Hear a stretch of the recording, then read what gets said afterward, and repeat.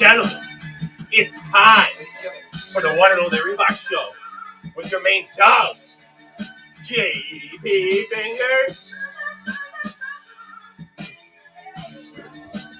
All right, ladies and gentlemen, we're here. You already know what it is. The one and only fucking Rebar Show. Me, JP Fingers, doing it myself. Only myself. All right. Let's give a shout out to the big dogs. Sir Louis Cigars, hit him up. Swing that big boutique dick around. Don't be scared. What else? Oh, Star 69, Human Smart, 69 boys. Take care of your life, take care of your cigars. Make it easy, make it simple. Bearded fucking Buffalo, this thing's coming back. Look at it. Look at it. Oh. Guys, Bearded Buffalo oils. Promo code REBAR at all of these fine establishments. Woo! Woo! I felt that was pretty smooth.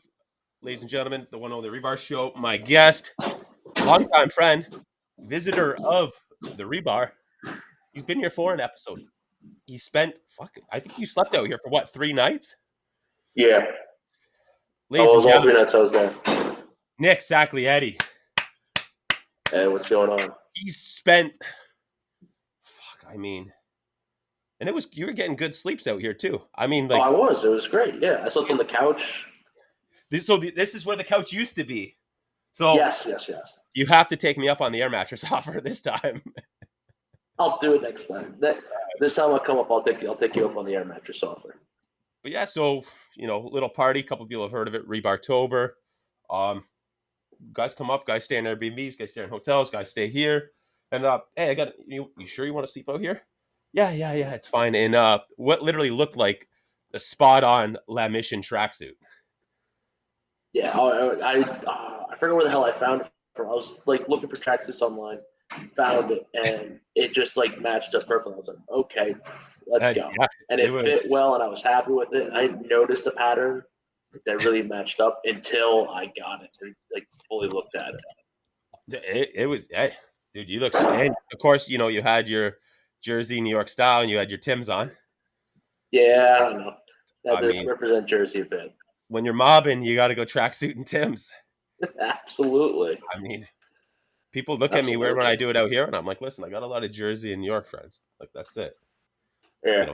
Step off. All right. Mm-hmm. You know what? Let's get into things. Nick Sacco, Sack Attack, Sacco, Sack Mania, JP fucking Fingers here. We're doing it. Little disclaimer: the one and only Rebar Show is probably going to say some stuff that might offend some people. It might not offend people. In no means would I do. I don't give a fuck if I hurt your feelings, really.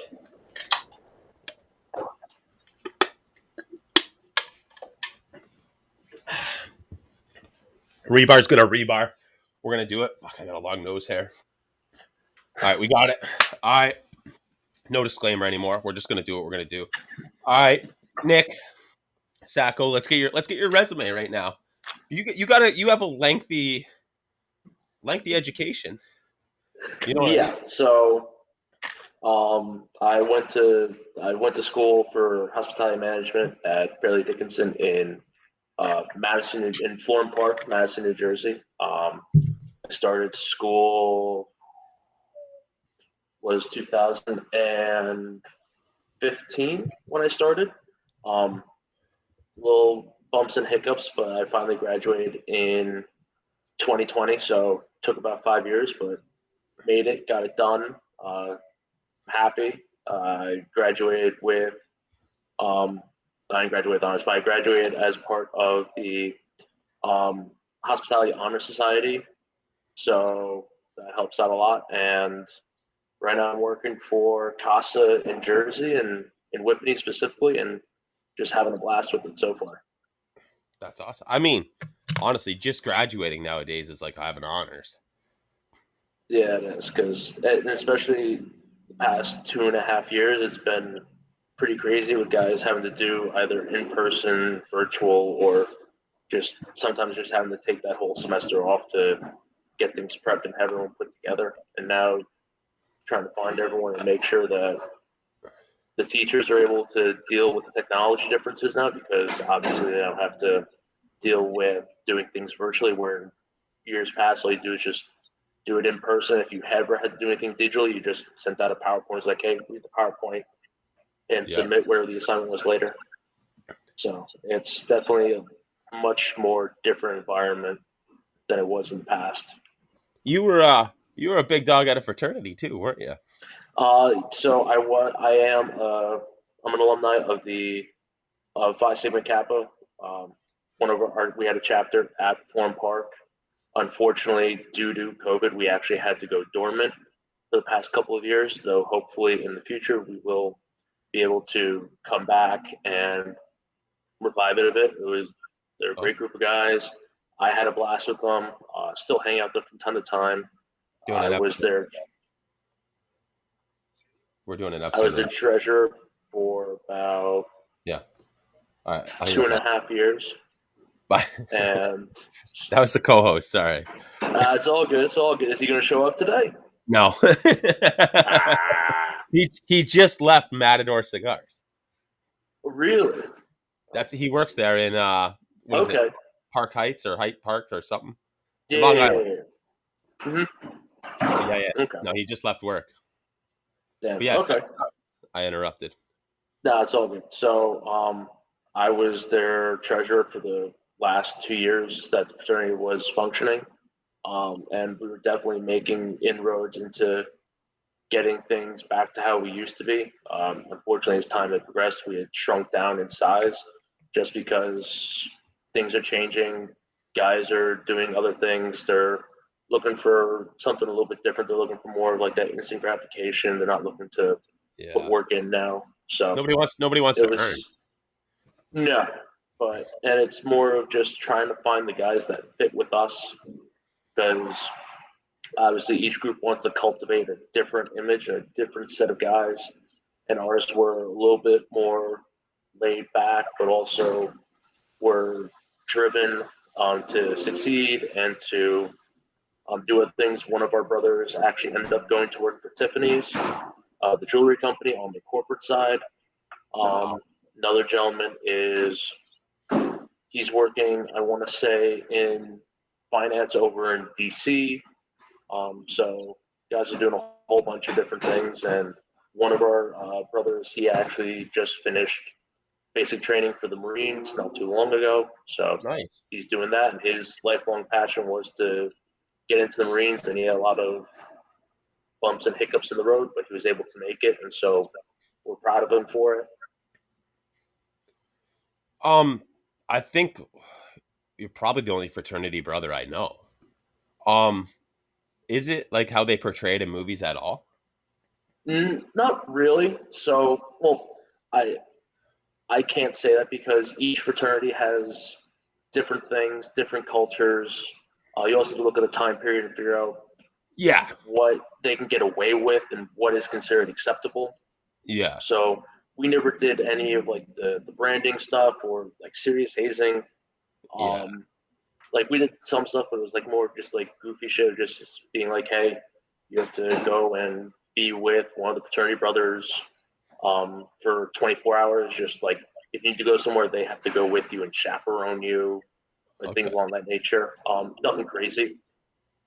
In terms of parties, it's pretty different nowadays because colleges are cracking down on fraternities and they're not Mm. very few are allowing fraternities to have off-campus housing that is just for the fraternity. So Yeah. they're Yeah. not allowing official off-campus housing. So for the most part, couple brothers or sisters will go and rent out a house for the year, and that'll Okay. become the unofficial house. Some of the older universities, though, I'm sure do have um, campus-sponsored and official fraternity houses.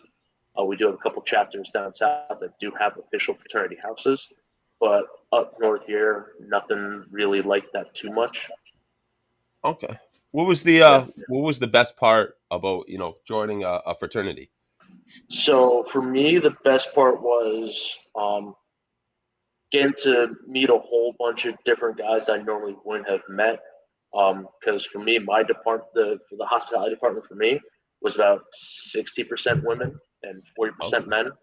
So it was a very, That's a good ratio for just it was a good hanging out. ratio, but but everyone was driven to do well in school and look for internships because as part of my degree and part of the program, you're required to complete 400-hour work experiences Jesus. through the course of your education.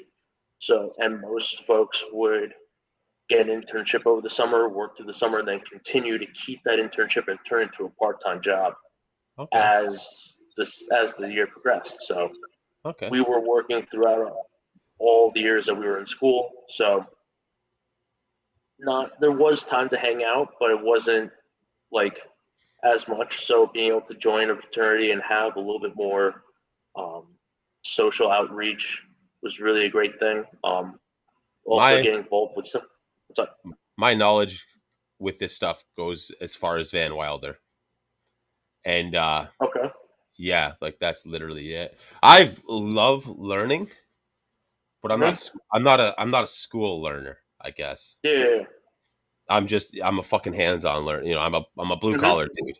But that's it. Yeah. So Yeah. I'm never really shit. Yeah. I mean, no offense to my friends, but I can't think of any with some degrees. Maybe Tim that works for me. Okay. That works for the Rebar show. Tim, Yeah. Nick, me. I don't want to offend him, but I don't know. Henrik, I think Mm-hmm. went to university. Uh, yeah, no offense, guys, but shout out to the Rebar team. Shout out to the And maybe educated, maybe uneducated Rebar team, but they're all working. They all and got it, their thing going on. yeah. But yeah, And in all reality, you don't like. It's great to have a college education, but at the same point in time, most companies and institutions are looking for more of an experience base than a degree base. Like the degree gets you that basic universal industry terminology that you can then build on once you get into whatever you're working on. But yeah, at the same point in time, um, going into a trade is a really good thing as well because you're always going to need someone in the trades, and it's also a skill that you can pass down to your kids. Um, and in reality, most of the jobs that need to be done nowadays are trade jobs, and that's really where you need your workforce. So a degree is a great thing to have, but it's not the end all be all, and I don't think it ever will be. I got a buddy. He's an old co-host of the show. He was going to be a fucking marine biologist, and I think he Mm-hmm. completed it or almost completed it. But the guy's an electrician now. Yeah, and Just so in it's all so reality, opposite. Water, yeah, electricity. yeah, Like nowhere along those lines you can fucking mix that no, never.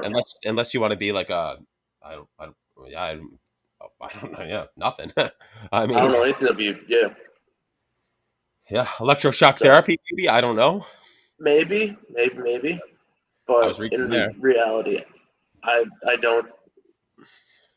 College and university education is good, but you also it teaches you some things, but it's not the end all be all. And the other issue also is university and colleges become a lot more expensive than what they used to be. Um, when my father went to school, I think his total education for his degree, I think it was like 15 or $20,000 for all 4 years for him. Granted, he's 65 now, so it's about 40 years ago. So we're talking like in the 80s. But still, to go from 15 for 4 years up to Yeah. $250,000 for 4 years is a bit nuts. Jesus Christ, that's crazy. But I mean, Yeah. you know, what price can you put on experience? Honestly, like Oh, I can't speak absolutely. Yeah. firsthand. I can't speak firsthand off that, but I mean, you know, like I like to think my Yeah. sister had a pretty good time. She went to university and then college and all that shit. And you know, Mhm. obviously she had a pretty good time. I'm assuming. Yeah. Yeah. What's I don't want to say downfall or something negative, but like what's something that you just you know wasn't as positive as like one of your best experiences there, right? Or like one of the best things you've learned, right? So for me, I I like my department. I liked everyone that was working in my department and that was helping me out in terms of like the professors and the guidance counselors and all that jazz. Yeah. But in reality, they helped me out a little bit in terms of like finding my first set of jobs. But after that, it was really all on my own, just Yeah. reaching out to folks, going from there, talking to other people, trying to figure out what the head open, and just going for it. So they helped out with the initial first step, but after that, it was all kind of more self motivated. Yeah. Um, there was also a bit of an issue with regards to my last semester because the way my academic years had gone were so funky because I was in community college for a semester because I had taken a leave of absence, so I was still taking credits, but it wasn't at the university I was originally attending. And I'd taken a leave of absence from that university, so it kind of changed things up a little bit, made things a little bit interesting. So when it was time for my final semester to do my degree audit and to make sure I had all the credits and everything I needed to graduate, um, there was a section saying I hadn't, but I had gotten um, approval from the head of my department and from my guidance counselor saying, hey, you don't have to worry about this whatsoever. But they had never transferred it over digitally. So that Oh, was a very tense, like 2 weeks of trying to figure out, hey, am I really going to graduate or do I have to go part time for another semester for one course that I yeah. didn't have to take and that I was excused for? It's So like that was a finding very adoption papers, but you're not adopted. yeah. So it was a very nerve wracking experience for me. And Organization. It comes down to yeah, organization, though. And I yeah. mean, yeah, that's And it did leave a rather sour taste in my mouth with regards to my feelings towards my university. Like I love the folks that are there. The teachers are great. The students are great, but it kind of soured that final experience of being like, hey, I'm almost done. I'll be happy to come back and like support the university in any way that I can in the future. But now that you almost screwed me over, kind of leave every things job on has a sour fuck note. ups. Every Yeah, job has fuck ups. That's the fucking crazy thing. I mean, like, find me a job without fuck ups.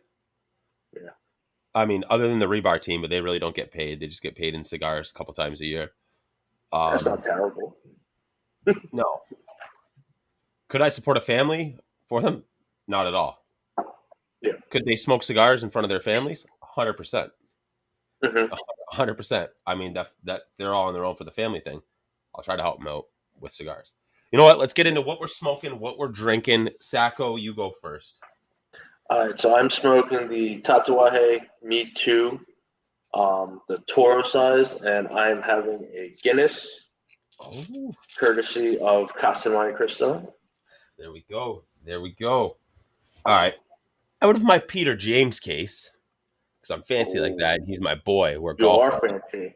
We're golf buddies, me and Peter James.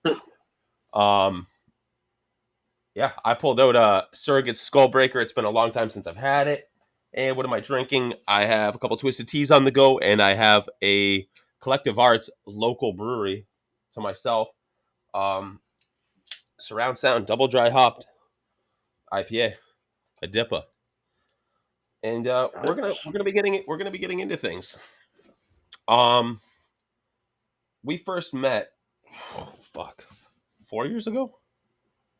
I think it was because there was. I think it was a video chat between. I forgot what was going on. There was some video chat going on, and I hopped on, and that's when I first met you. I was drunk. Yes, I'm you were well. doing I a wasn't you're doing sober. Mantini at that point, I think. Yeah, no, the Rebartini. Yeah. The Rebartini, little splash of olive juice or pickle juice, a couple olives in there, or pickle, or hot pepper. Some pepperoncinis. Boom, you do that, you're set. You're set. Hmm. But when we first came, you're in the KOTL. Hmm. Yeah. I'm. It's I got a sticker there. I'm wearing the hat.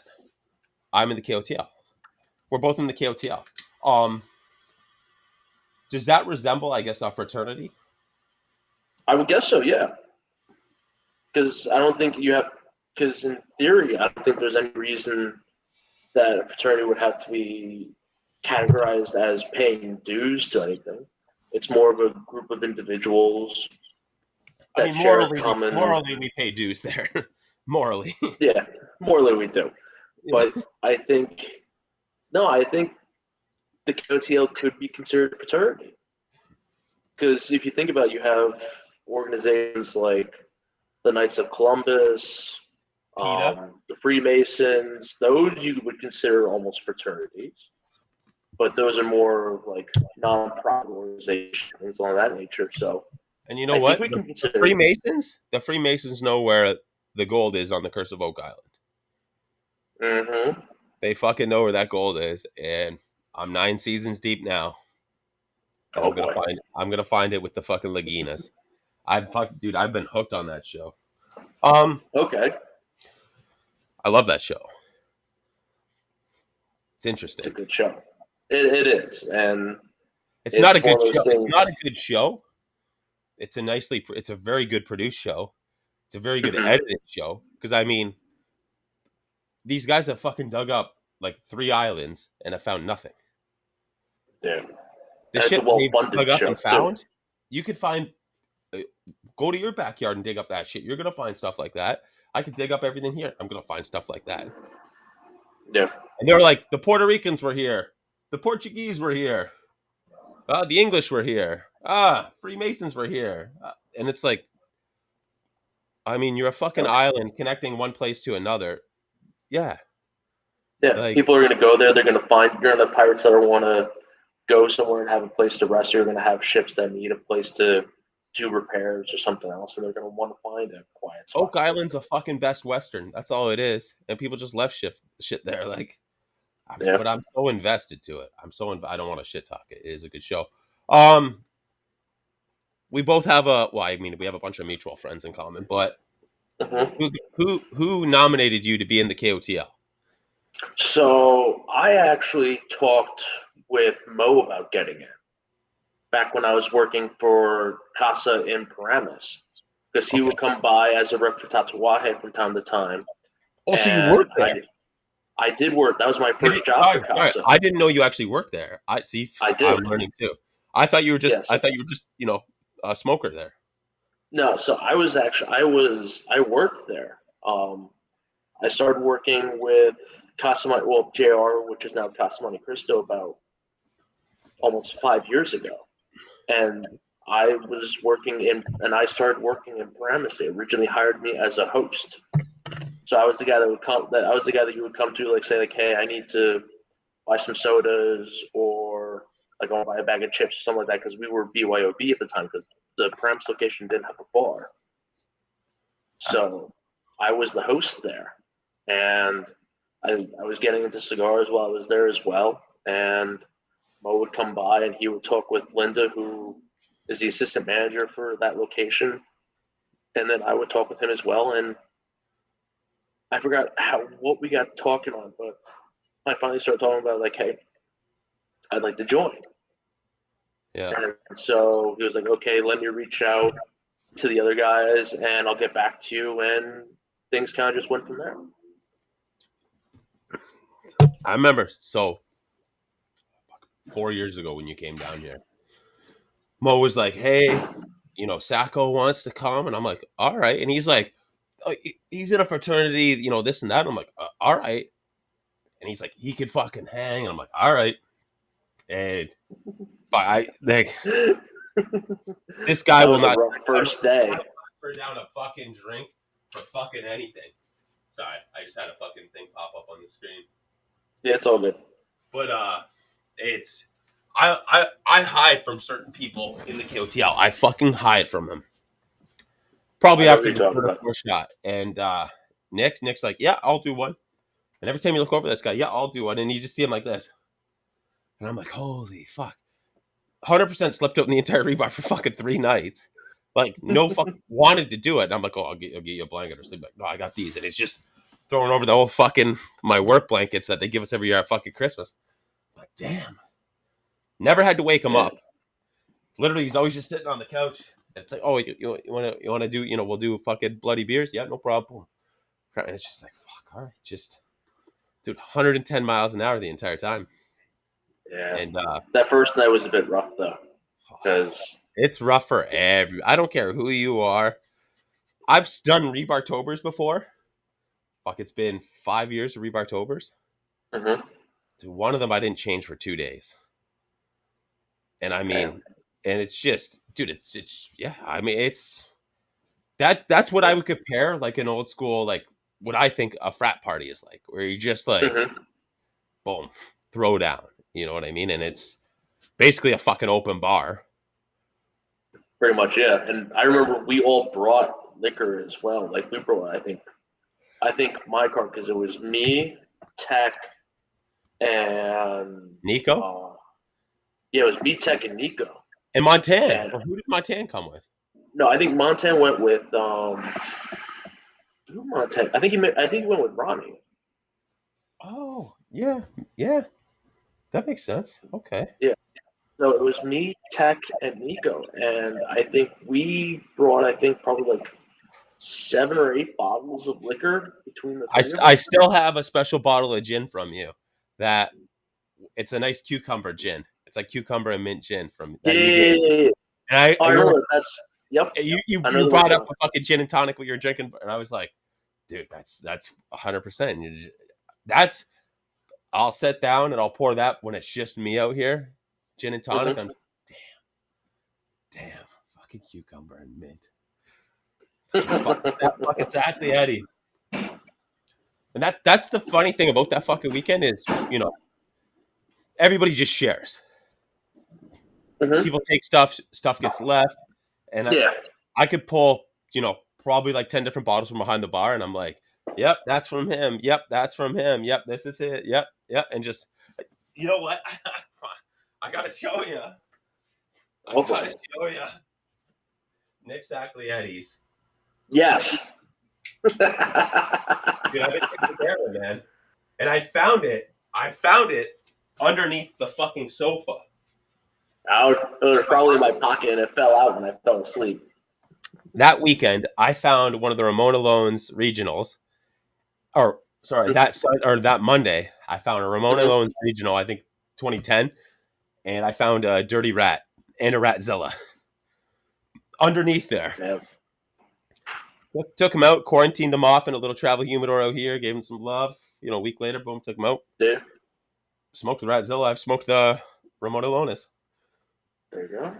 What's yeah, fucking Mo. Mo's just yeah. Mo's great. People And Mo's working. people one day will get to see Mo. Mo is just Yes. he's everywhere. He's all at once. He's always Hmm. just busy. But to sit down with Mo and just yeah, Mo's a fucking Mo's, legend. he is.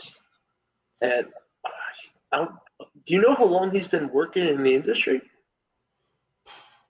He used to be at Smoker's Delight, right? Yes. Yeah, he was. He was Started at there. I Smoker's think he's still Delight. there occasionally. Yeah. Yep. And yeah, fucking crazy. Mo's got experience. What Yeah, up? he does. You're in the cigar industry now. You work in the cigar Yep. industry. Um, what are some of your views of positives and negatives on it?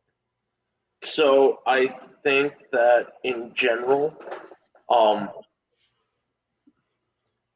the cigar industry has moved a lot more to bolder tobacco recently, and that's just kind of what everyone's been looking for. They've also moved to a lot of the larger ring gauges, and personally, I'm not a big fan of it just because I don't like things that big, like 58, 60s, 70s, and above. Fuck that. But everyone, guys are liking them, so power to them. And obviously, the manufacturers have to make money, so they're gonna meet those demands. Also, the past couple of years have been rough for a lot of companies with regards to COVID, like just getting product out to the retailers, and that's gone on to the customer. And the customer, I don't think, always realizes that cigars aren't an instantaneous product. You can't just pick a tobacco leaf off the field, roll Yeah, it up into a cigar, and then just hand it to a guy and be like, "Hey, go smoke it." yeah, They don't realize that that would actually kill you. yeah. Why the fuck is it Um, green? Just ammonia right to the dome. yeah, pretty much. And so a lot of guys view it as the companies are trying to get one over on them, being like, "Hey, there's really no supply shortage. It's more of just the companies don't want to put stuff out, when in reality, if they may have enough guys to pick the tobacco leaves in the fields, but the factories are still operating with the restrictions in terms of like 6 feet and so on and so forth. Yeah. You cut So you cut your workers down in half for everybody, everywhere basically. pretty much, If yeah. not more than a half, right? Yep. And they're all and certain manufacturers will only do certain sizes on certain days. So they're okay, like for January to February, we're only going to be rolling Toro size cigars of the Monte Cristo White. Yeah. And then from March till April, we're going to be rolling only the 858 size of the Arturo Fuente. And so if you're only working with those for like those 2 months and you only have half your workforce, you're not going to produce as much as you used to. Yeah. And you also got to figure out, like, if I don't have enough guys to pull the tobacco leaves, they're going to be left there, and eventually Mother Nature's going to get involved, and it's going to either dry out the leaves, something's going to happen to it, the insects are going to get to the leaves, or the animals are going to get to it, and you're going to be losing tobacco leaves. So guys aren't realizing it. Didn't realize it was from 2019. There you go. We're getting into her. Yeah. What's that was a negative thing? Yeah, it's a negative because most of the customers don't realize it, and they're always looking at, hey, you're a big store, you should be carrying all this product. When in reality, if the manufacturer doesn't have the product to send out, they're not going to send it to anyone. It happened to vehicle chips. So how people Yes. can't, you know what? If it like, It happened to dishwashers of all things. Guys can't buy a dishwasher. Dishwasher used to be like $600-700. Now like $3,000. It takes you 6 months to even possibly get one. so we just reapplianced our entire house, and first thing we saw, oh, you know, we want it in stainless. We'll do everything stainless. Mm-hmm. They're like, it's 1.5 years for this right now, and my wife's like, what? I'm like, let's go fucking check out Best Buy just to see what they have. Okay, she found something she likes just as much as it. Boom, they had it though, but we got it from, it was a fucking Samsung fucking washer.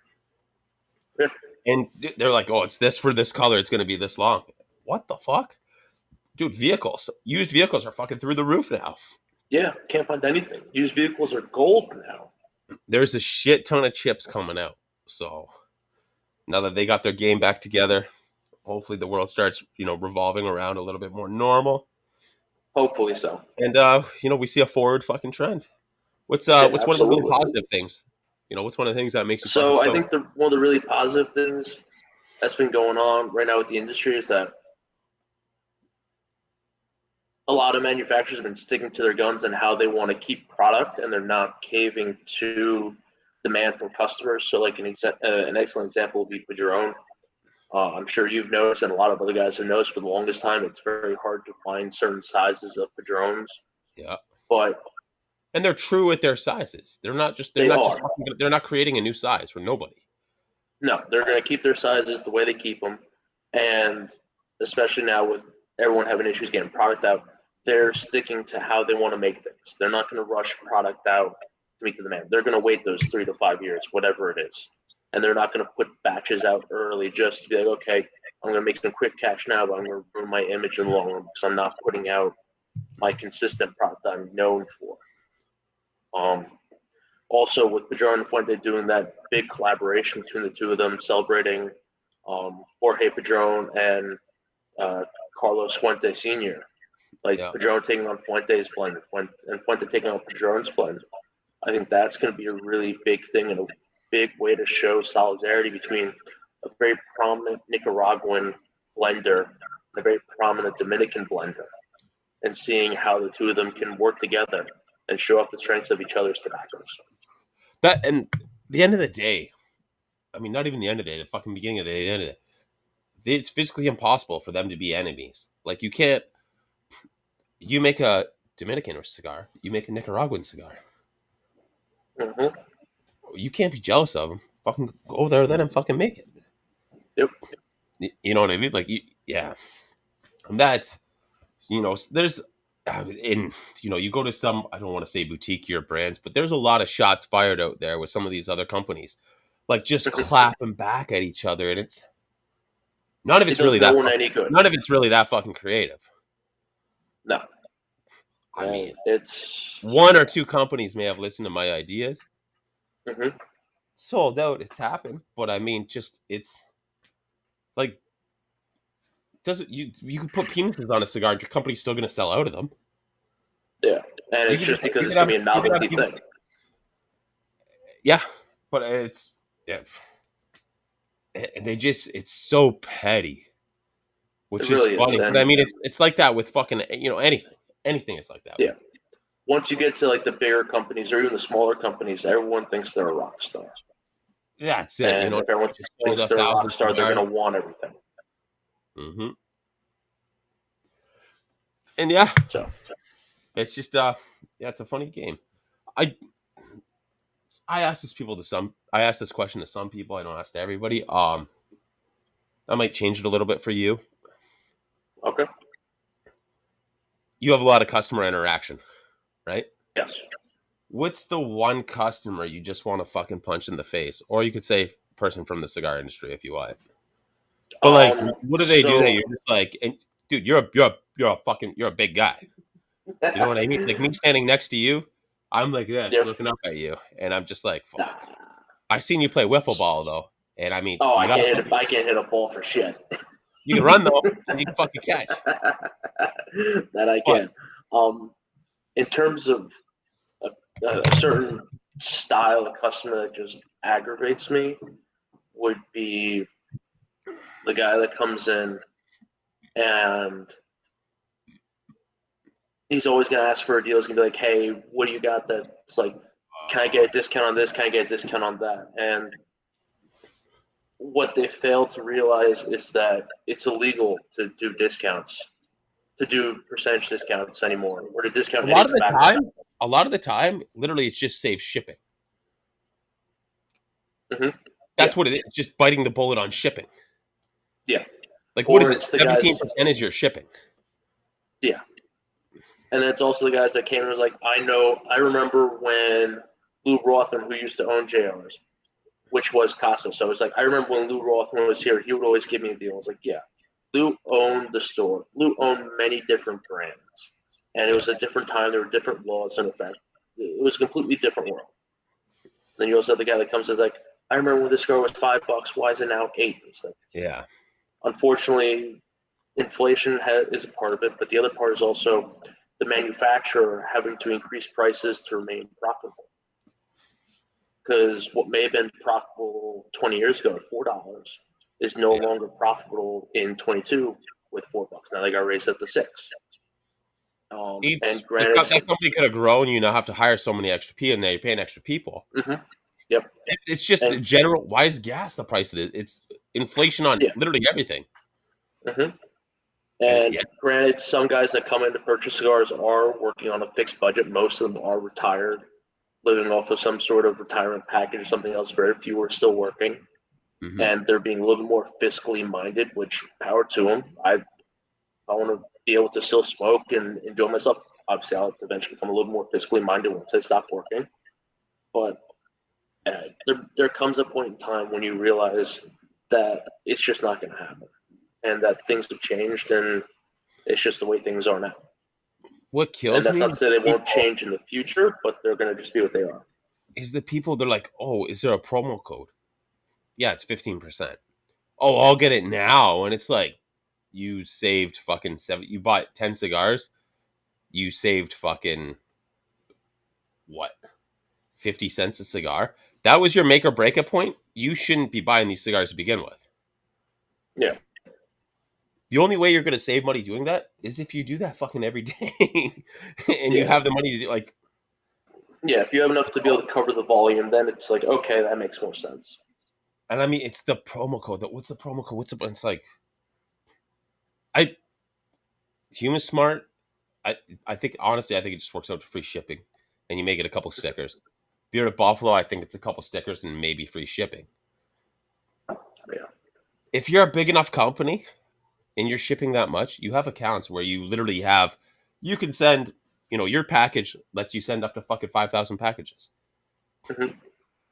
Like that's all. And people are like, "Oh, anybody got a promo code for this site?" And they're like, "Yeah, it's 13% off." Oh, sweet. And it's like, dude, like, look at what like, Yeah, how is that a taxes make or takes break? about half of it. How Yeah. is that a make or break fucking point?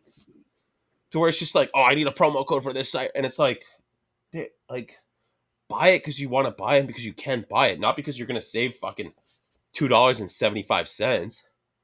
Yeah.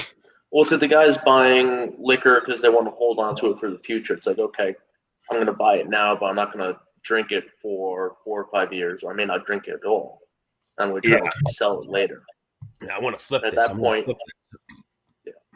And at that point, you end up buying two. You buy one to drink, you buy one to hold on for later.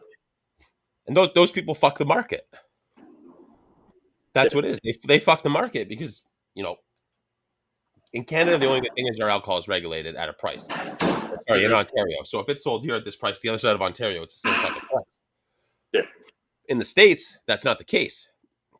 Now, People that each own store is a little bit people that different own what's liquor going on. stores, they're looking at the fucking secondary market and they go, "Oh, this guy just paid $3,000 for this bottle that I paid $200 for. I'll put it $1,500, and people are going to jump all over it." Mm-hmm.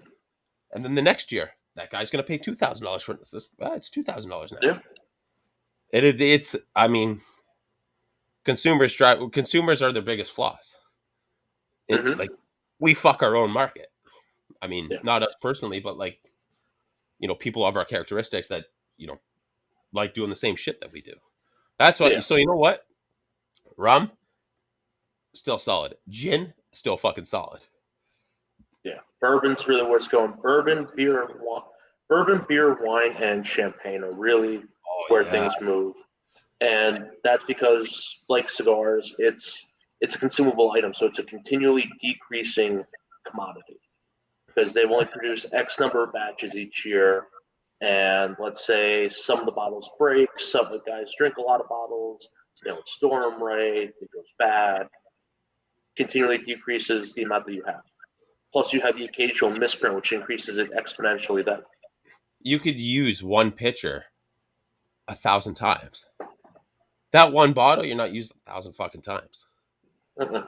You once you light up, you open that one bottle, fuck, it's open now. It's only worth Yeah, something to you. hmm Good luck trying to fucking put little fucking things to champagne like this for it. Like, yeah. yeah, it's I don't know.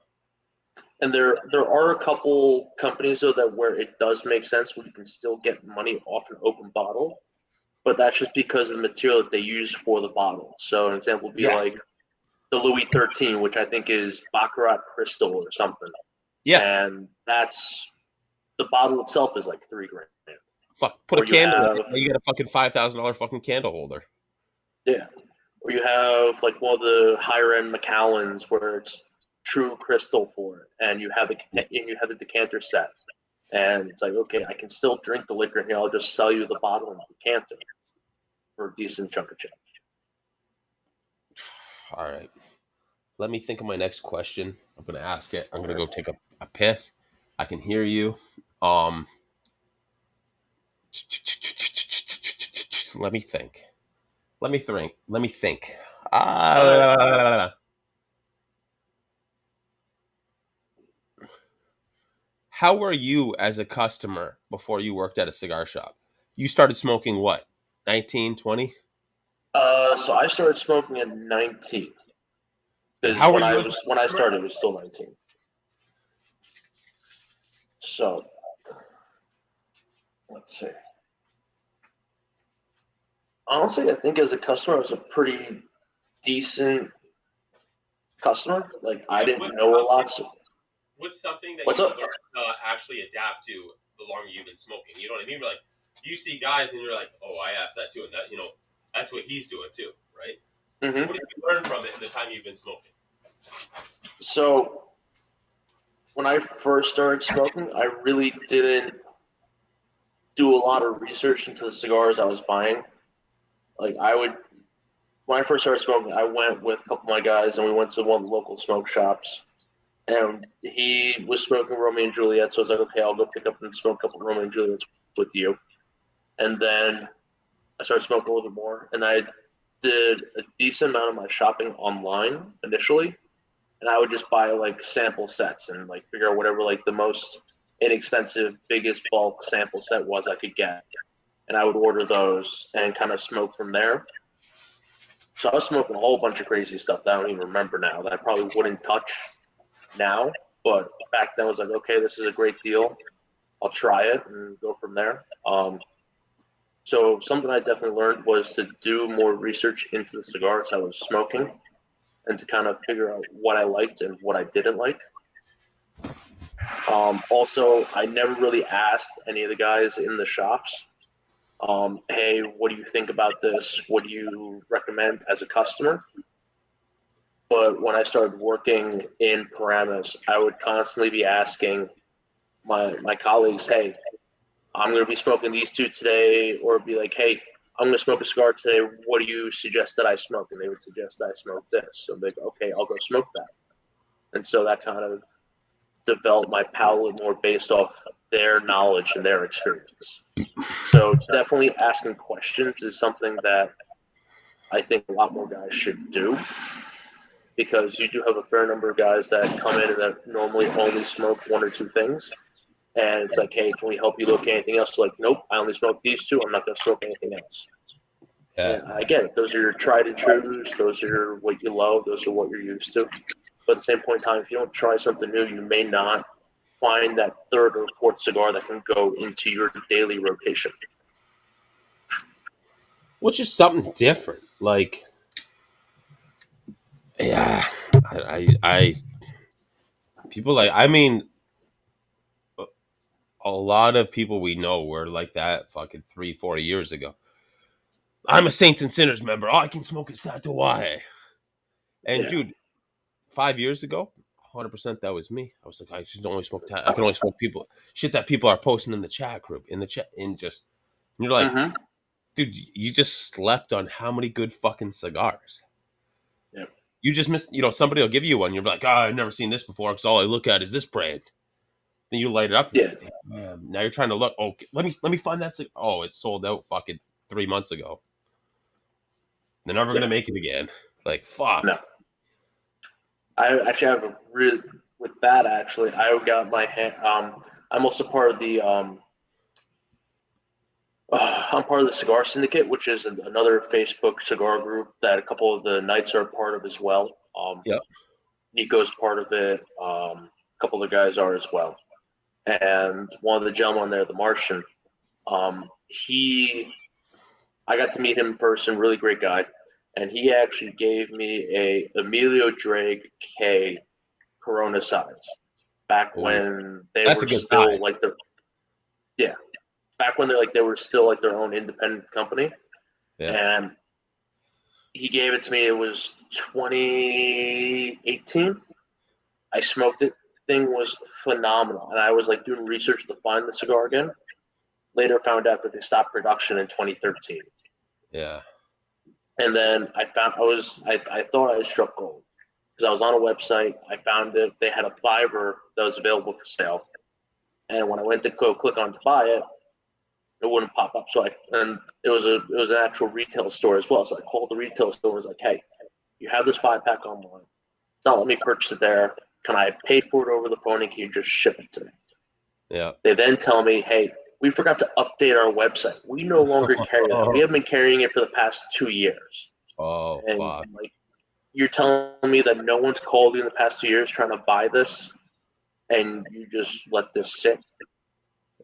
Damn. Damn. Yeah. What's we all started smoking. You've been smoking for 5-6 years almost now. There's about, yeah. So what's your guilty pleasure from back in the day that you would still smoke now? Not regularly, but like what are you pulling out? Or like, I could give you that one cigar. You'd be like, oh, I used to smoke this back in the day. I love it. What's that So guilty pleasure cigar? I would say probably the tobacco Maduro. Sorry, the Java Maduro actually was I liked that cigar. A lot of guys like throw a lot of shit, especially in the shops. You're like, oh, you're smoking a few cigar, Java, acid, the tobacco, all that fun jazz. Like we always bust each other's chops and always like whenever we see someone come by, it's like it's gonna smell, it's gonna turn the entire lounge into like this just sweet smell. But in Yeah. reality, I'd like the job from Maduro. It's a nice mild cigar, and it's not too overpowering in the aroma that it puts off. So it's something that like I can sit back and enjoy, especially if like I'm looking for something a little bit on the sweeter side. I don't feel like smoking anything more medium full or anything a little bit more spicy. Yeah. I'll Yeah. like Yeah. find one or two here and there and be like, okay, I'm gonna go smoke this today. By And yourself. By yourself. yeah, pretty much. But that's I'm something just that like smoking this in a I dark will alley. smoke. Yeah, but that I think is something that I revisit on occasion, and is I definitely enjoy and remember why I picked it up the first time and smoked. I was like, okay, I like this. Granted, I've had the It's acid what's it? before, I mean, and yeah, I've shit and on the those acid flavored was too cigars much. to the end of the day. So the only reason why I've shit on flavored cigars is my wife used to smoke them with me when we would smoke cigars. Hmm. She would always me to cut it and light it for her. So I'd Yeah. have to have the fucking thing in my mouth. It's not Hmm. that it doesn't burn flavor. Hmm. It's like kissing a stripper at a strip club. You just end up with the shit on your lips. That's all that it is. Hmm. And it's just like fuck, like that. You know what I mean? I'm lighting up whatever cigar I'm smoking now. Oh, let me light this for her. And it's just like, hey, that shit fucking sticks, Yeah, man. and it ruins the next cigar, and you gotta find something strong. So you gotta do like coffee, She beer, loves the lava. something. My wife does love the lava. And literally, Okay. she loves it. But you know, one of the Jewish states, she smoked the least amount, but she loves it. I still have a couple in my Cuban humidor that are for her. Hmm. They're in the cellophane, so don't fucking go chirping me online, anybody. The fucking flavors are gonna fucking bleed. Fuck you. Fuck you. Honestly, mine, I want to say the CAO Brasilia. I remember the Brazilian. The Brazilian was a really good cigar. I like that. See, I wore a tracksuit around you. Do you know my most embarrassing tattoo? Honestly, I wasn't paying attention. I was a little too hammered to pay attention. I appreciate that. I appreciate that. I have a CAO Italia tattooed literally right here. Oh, People are like, "Oh, why don't you get this cigar covered up over it?" And I'm like, "That's just as stupid as what I have now." I mean, I'm like, listen, I'm Italian, so I got the Italian flag there, mhm. CAO Yeah. Italia. I'm like, it's been holy fuck, 10 years. I think I've had Wow. it for 10 years on my arm. This CAO Italian. I mean, that dude, that's anybody fucking just getting new to smoking. That's fucking John Huber. That's your boy over at Crown Heads that did that cigar, and the Brasilia too. So shut the fuck up. And maybe Carrillo. Carrillo was in I on the Brasilia. I don't remember. You know, it's a cigar that since we're on the topic of CAO that I remember smoking, and absolutely enjoying that I can't find it all anymore. The Amazon Basin. I have one sitting in my. So I started collecting Well, CAO. any of those. So you have the Basin, the Cobra, the Anaconda. I can't find any of those anymore. I literally think I have every CAO they've ever fucking created in my humidor in a little like a big desktop one. It's the bottom drawer. Hmm. All my CAOs there. If I don't buy it now, I got buddies that'll grab it because they know I just, that was my fucking jam. I have a couple CAO big fucking lighters. I have a couple big CAO fucking ashtrays, and I just, yeah. My parents will still go away on vacation. They come back. They're like, "Oh, we found a cigar shop." They're pulling us, and I was like, "I didn't even know they made this now." Yeah. But yeah, that was CAO was like my CAO was the Drew Estate or the Tatuaje, but like back then. Hmm. Everyone was such a different color. The band was so fucking different. And Yeah. yeah, I fucking collected the shit out of them. That's the one thing I think that Drew did really well with the acids when they did the collector, the for the how was it, the water towers, the water coolers that they did for all the boroughs. That So I think was a pretty cool thing that they did. I've been in a cigar shop literally Pennsylvania border, Ohio border, and still New York State. I watched G Rock. Yeah, I want that. I want that. Dumps it out. I just goes, just sell me this. And they did. Yeah. He has one of them at his place. Well, yeah, you got to represent the boroughs. And dude, he did. And literally, I watched it. I was like, gee, they're not going to sell it to you. Like, just relax. Just relax. Oh, they will when I dump it out. They dumped it out, man. And they fucking sold it to him. I didn't look inside. There might be all the cigars inside of it he may have bought. I don't know. Maybe, who knows? But I watched him dump it out, and I watched him fucking ring that motherfucker up. Yeah. And But he also cradled me in the humidor though, like a baby, like this. oh, And yeah. I mean, all right. You know what? We'll get to a couple more. Do you have any questions? See, I never asked the actually, guest. Do you have any questions? Do you hit me with a question? Hit me with a random question. You pick. You pick I a got a question. question for you. All right. So, since you've been smoking for so long, what what do you think is the best and worst kind of branding that a company has gone through or rebranding? So best, honestly, I want to say Romacraft. And dude, I've fucking said so many times on the show, I beat the shit out of Skip Martin. I would. Or sorry, not Skip. Sorry, Chief Hava. No, that is yeah. Yeah. No, sorry, I didn't want to get it confused with fucking Rosales. But yeah, I like the simplicity to it. Okay, boom, you add a little double. You know, it's still just classy. Mm-hmm. What I mean, Camacho, like Okay. Camacho, I just it's tied between Camacho and Gurkha. Like it's just so aggressive. Yeah, It's just so that dude, there it is is. shit Like ton I of think. great Gurkhas out there that fucking Aganor's elite. There's so many good fucking farms that shit's came from, but they're Mhm. just like think of something extreme. You're like front kick cigar. You're like roundhouse kick cigar. You're like ninja cigar. You know what I mean? Like it's Yeah, just I got you. stop being so fucking aggressive with your stuff. Let your product speak for itself and go from there. That's it. You know what I mean? Stop putting everything in fucking tubos or wax tubos. It's Because at some just point in time, if you make the cigar too hard to get out, the guy's going to say, "Fuck, I'm going to get something else." and so the problem with that stuff is honestly, I think they were probably ahead of their time when they were doing all that shit versus now. Mm-hmm. Like, I mean, dude, now that shit, like, dude, nobody. I got a free fucking tubo. I got Yeah, a free man. absolutely. I got a free man dildo. I buy this, I get a free fucking man dildo. But yeah. So same question back to you. So the best rebranding I think that I've seen come out is probably been, The question was rebranding. well, yeah, rebranding. Fuck, dude, I jumped all over that shit. It's okay. I got a lot of hate for fucking Skip Martin, and it just showed right there. But I still got that love. I still got a little bit of love for that fucking boy. I like this stuff too. You answer, and then I'll re-answer. Okay.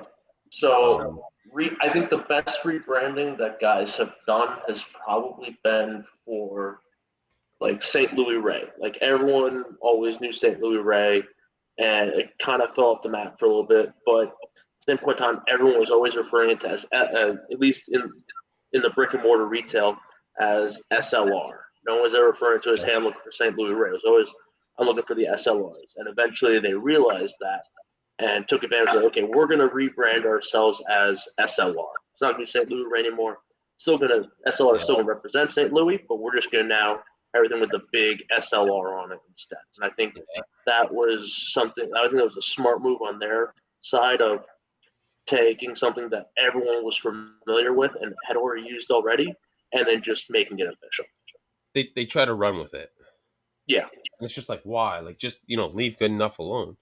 Mm-hmm. My answer to that, I actually just smoked one of their cigars on the weekend. Alec Bradley. Yes. They went from just okay, casual. Okay, they had a couple that really popped and were really like standoffish to Hmm. just, dude. That I don't. I'm gonna slaughter the kintsugi. Yeah, the Kintsugi. Yeah. Like, don't fucking wrap your band halfway around my fucking cigar. Like, stop. Well, if you're gonna do that, then you gotta take a look at the CEO Mortal Coil, because that guy that did like half a band on. And so they just, I mean, you can even go. I want to say they had the Prensado. Okay, that's a Hmm. different looking band, dope band. Then they go to fucking Black Market after that. Are you fucking? You do a Black fucking Market in a fucking Candela band that I gotta peel fucking cardboard fucking wrapping off on a Candela? I'm fucking tearing that wrapper on that fucking cigar. Hmm. Like, why? And then so many other companies were like, "Oh, let's CLE, let's wrap this motherfucker in a fucking band." Yeah. What are you doing that for?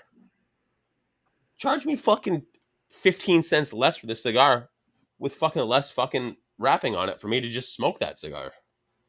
Okay. Now I got another question for you, a little more on the controversial side. I'm liking So this. obviously, I've been a guest on my show. we've all seen Cigar Aficionado's top 25 for this Okay. year. What are I, your I thoughts on it? I haven't seen this year yet. Let me pull it up real quick.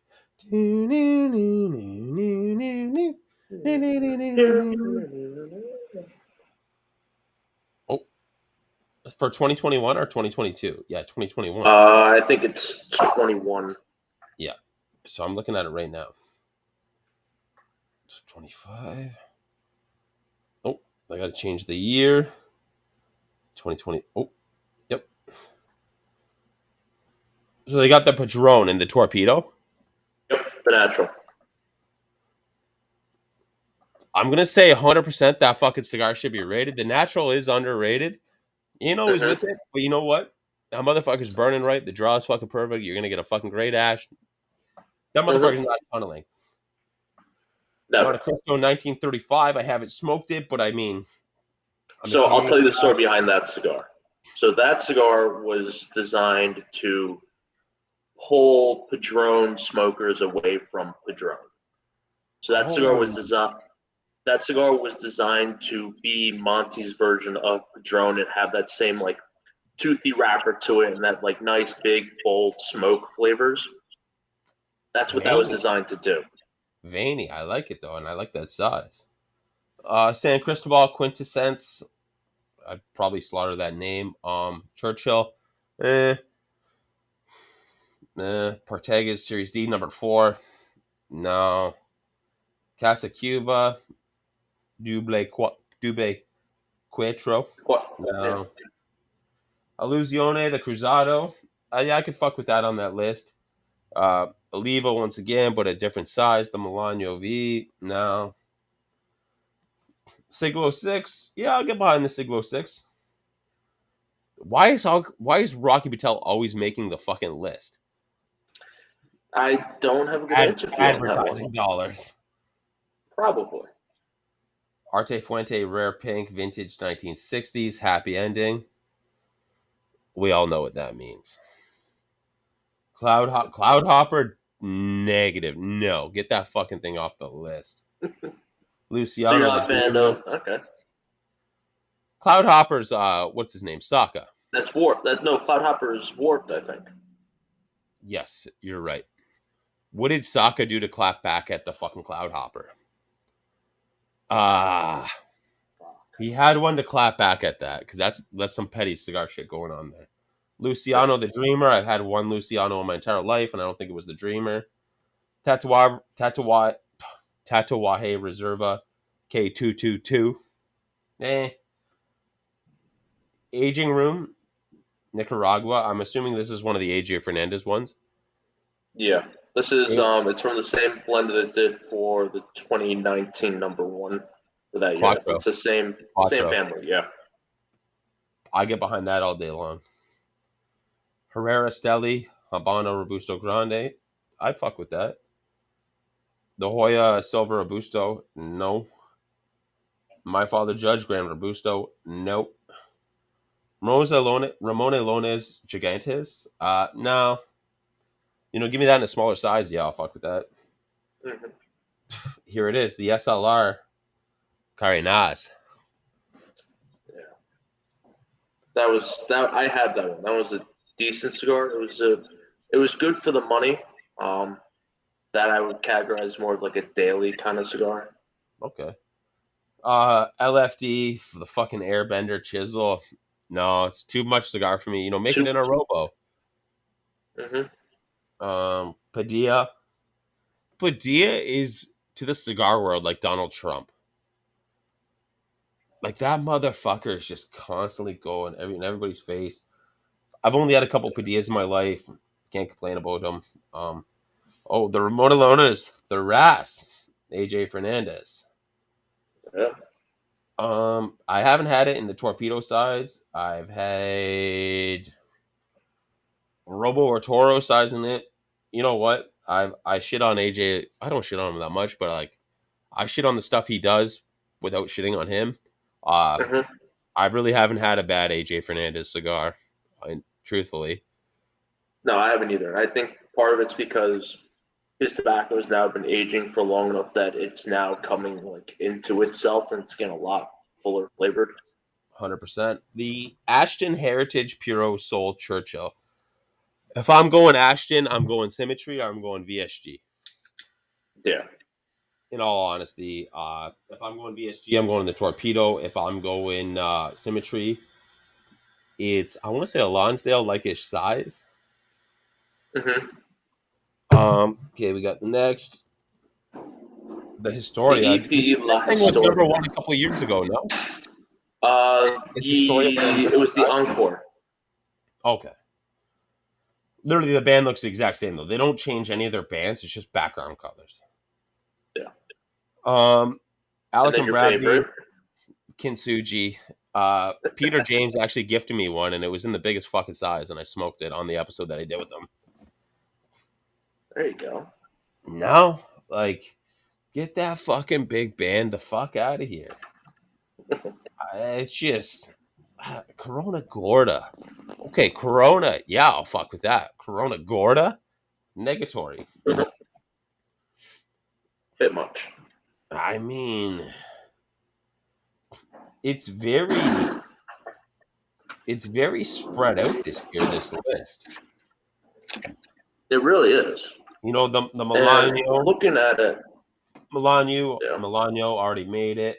Illusione made it last year, I believe. Protega Series Mm-hmm. 4. You always got to have a couple Cubans on there that they just think are good. Series 4 comes in a Always. fucking And Cubo. I think they actually have a smaller selection this year. I think they only have three for this year's top 25. Normally it's a little bit more. Because you got the Siglo, you got the D4, and you got Yeah, yeah. the I would Romaniolos. say it's light Cuban wise. Usually they're just because it's, it's flux on what we're smoking or what we think is good. Yeah. Um, Casa Cuba. I mean, I think I've had two, three Robustos of that. Maybe I don't appreciate it. Illusione. Illusione, I'm pretty particular. Give me an Epernay. Mm-hmm. Um, Epernay, and there's one other one. You know what? Let me take a piss. You dissect this fucking list right now, Sacco. You tell me about this fucking list. I'm going to tell you about this list. Oh, boy. So, I'm happy that Padron finally got number one after a while. Like, I know they had one many years ago, but the fact that they had another one now is pretty good, and they're always consistently in the top 25. The Monty I think was good, and I think it's a little ironic that you have the cigar that's supposed to be replacing the Padron directly under the actual Padron itself in terms of number one and number two spot. So that's showing how much Monte Cristo is kind of encroaching on the Nicaraguan tobacco scene because traditionally they were always known as a Dominican cigar, and then they started moving into Nicaraguans a lot more lately. The San Cristobal, I haven't had the quintessence in a long time, so I'm not too up to date on what the blend is currently with them. The D4 I liked, I just thought it was always a little bit on the smaller side. Um, Casa Cuba was always a nice smoke. Um, Don't be so fucking kind. I can't. Well, the Casa Cuba I liked, but I liked in the Divine Inspiration sizing, like in that almost like Lonsdale Corona sizing. Yeah, yeah, yeah, The yeah. Doble Quattro I think was a little bit too thick for them. The Illusione I like. Um, Series V was always a good smoke, but I like something a little bit thinner and shorter, so I'd probably go with the Robusto. The Siglo 6, Honestly, the it, Sacco it, 6 is a good fucking size.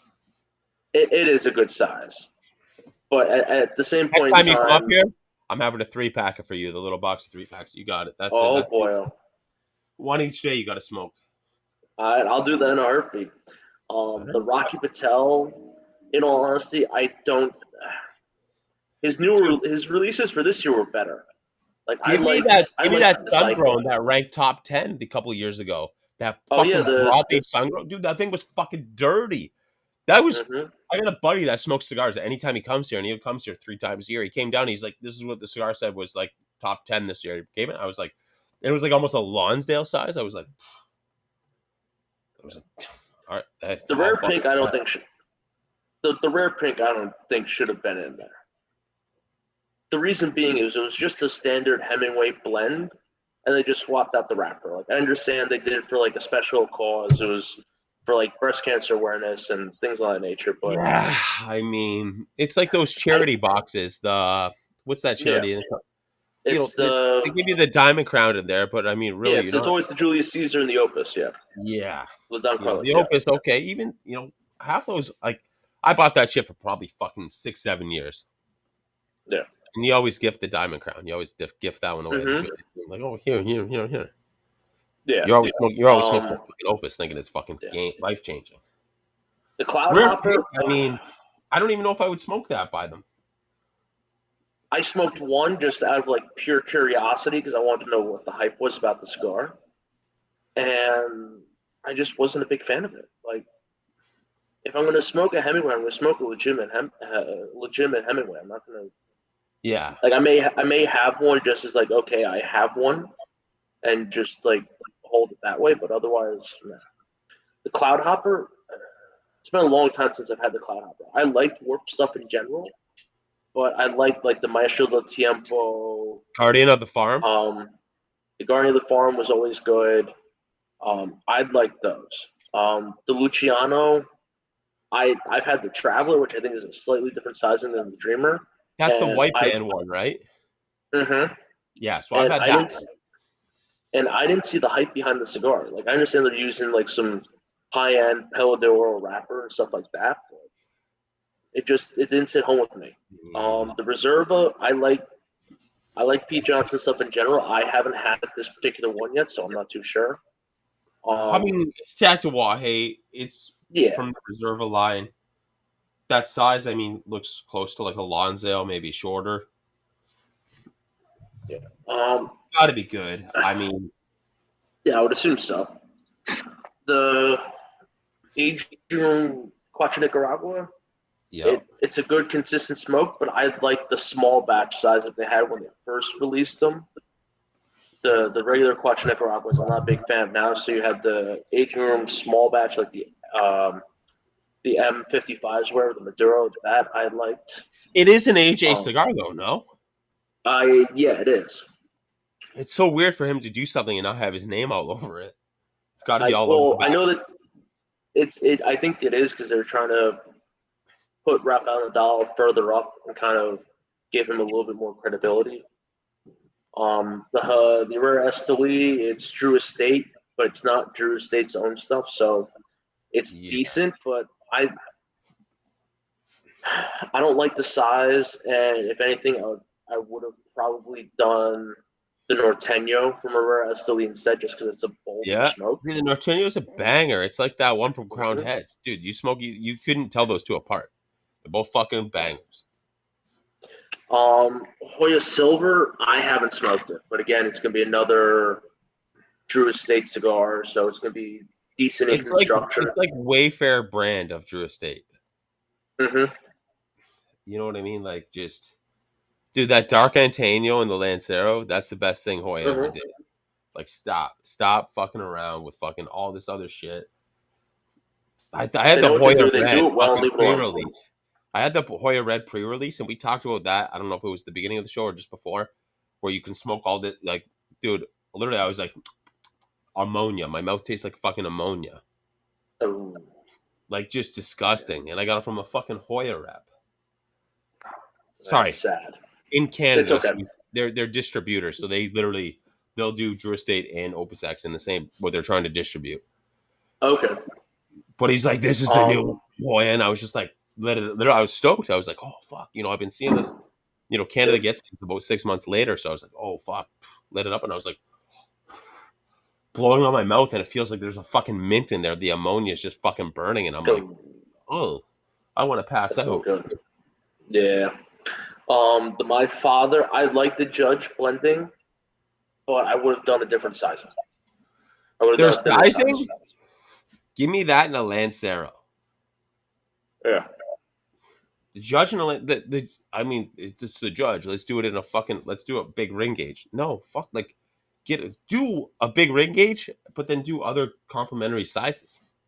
Like Do the complete my opposite. father in general does bigger ring gauge sizes for most of their Mhm. stuff. Like the Flor de Lentillas, everything else is pretty much doing a larger sizing. Did you have the fucking FLD in a fucking Lancero? Amazing, wonderful fucking. Even the Maduro, wonderful fucking cigar. Mm-hmm. That was my first box purchase ever. Was the FLD in Toros, and I got a couple of Yep. Robustos. First ever box purchase. Nice. Canada got them in the 10 count box, and I was getting them for like fucking $80, $90 Damn. for 10 cigars. I was like, that's a steal. Oh yeah, it's great. Number Ramon 18. Iones, Cuban. It's a Cuban cigar. I've had a couple of the Ramon Ioneses in the past. I like them, but the Gigante is just a big fucking size. Too big. Like Here we it's go. at that point it's too long. Like Number I 19. it's too SLR. big. So I had that when they did the first release for it. You say the The full name because I Cabañas, think I slaughtered it. Sorry, say it again. the San Luis Rey, the Carenas Toro. So I I think liked it. Carinas. I slaughtered it. Carenas. So like the Yeah, that Porta makes a lot more Carena. sense than what I said. That's Yeah. yeah. So I liked it. I thought it was a good smoke. But again, I like them thinner. So I'd probably if I'd Yeah. hopefully have them eventually do like a Corona size or something else like that. Dude, a Corona, I don't give a fuck what your cigar is. If you come in with a Corona, I'm gonna smoke it. Mhm. Whether I like it or I don't like it, that's up to me. Come out with a Corona size. Boom. That's it. I'll smoke every fucking cigar that's out there. You go, I walk into the Yep. Corona Cigar Co. and all you have is Coronas. I'll smoke all that shit. Yep. LFD, the Airbender. Like if you're gonna put LFD on the list, put the Double Hero. Are you Do what reading they're the known list? for. Are you reading the list? Yeah, I'm reading the list as you're going through it. Yeah, I didn't know if you just. I'm not I smart didn't enough know to if you know just the whole knew list it. by heart. I honestly didn't know if you just knew it because I'm looking at your eyes and I'm like, does he just fucking know this list? God damn! Like, Um, but yeah, if you're gonna do LFD, do it in the Double Hero blending, or doing like the chapter ones, the chapter twos. Like, dude, give me the fucking one that comes what's the one that comes in the CD case? Not the level uh, Cata, but uh, the the Lennox. It's like the black and Lennox. blue Give me a almost. Lennox. Give me a Lennox and a Lonsdale. That it doesn't exist Mm, though. Give me a Lennox and a no, Lonsdale. Dude, that thing would be number one. probably. But the issue is LFD would have to get enough production out to be able to get the cigar anywhere because they Yeah. can't get them to anyone. Fucking Antonio. He's Um, came on the show 3 times and he won't do what I want. ah, God damn it, Antonio. Padilla. But I've had a couple Padillas. They were good. I haven't had this one, but just reading off of it, it looks like it's an Ecuadorian wrap, Nicaraguan binder, Nicaraguan filler. So it's made by AJ as well. So it's an AJ product. I did not So you're know gonna that. have What's the guy's name? Not Nestor Padilla. Is it Nestor? I think it's Nestor Padilla. Yeah. No, Everybody it's wants to chase Ernesto. light with flavor. Ernesto, you got her. Right? Everybody's trying to chase that light with a lot of fucking flavor. Like, Mhm. do your shit. Like, stop. Stop, Well, the reason psycho. is because guys are trying to get a lot of flavor now without having like that big, bold pepperiness and spiciness anymore. Order So they're fucking trying to find ways around it. order principal. Mm. Order fucking principal. I mean, what's the other brother's name? Uh, Oh fuck! I don't remember who the other brother's fuck. name is. God damn it. We'll come back to it eventually. The Ka, Dominic, Ka, yeah. Sorry, go. yeah, it's all good. You have the AJ Ramoneones. So again, it's another AJ. AJ's got a lot of stuff on this list this year. Like either through him directly or through him indirectly. He's got a lot of shit on this list. Any tobacconist that goes to, or not tobacconist, but any tobacco producer that goes to AJ, he's just like, let me show my fucking compound I got here. Like, bro, no doubt about it. You are the fucking, he's a Kmart of fucking tobacco. You get a lot of good Yeah. shit from there. You can buy booze there. Mm-hmm. You got it going on. Yeah. So That's a I good like the fucking cigar. I haven't Ramoneones had by that AJ. cigar.